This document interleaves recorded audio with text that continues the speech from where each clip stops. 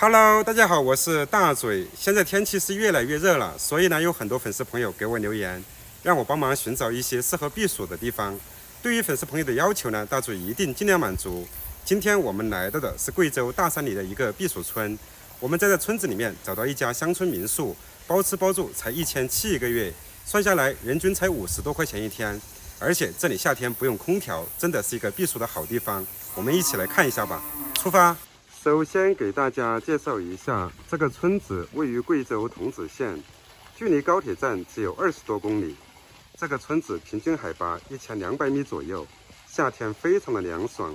今天我们找的这家民宿呢，就刚好位于半山腰。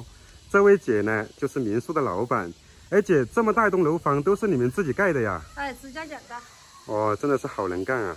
你们看，这家民宿门前还有一个很大的院子。停车非常的方便，这院子边上还种了一些果树，这个是石榴树，已经结满了果实，可供游客免费采摘。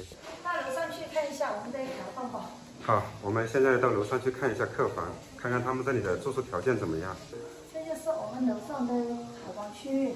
哦，这里就是楼上的客房区域，房间外面还有一个大阳台，平时可以在这里打麻将哈。打麻将。免费的。免费的。我们现在进来看一下这客房吧，这个房间还是蛮大的，而且开了窗户，通风效果特别好。里面配有电视机，还有网络 WiFi。他们这每个房间里面还有独立的卫生间，24小时都有热水供应。你们这里不用空调的哈？不用空调，不用。不用空调。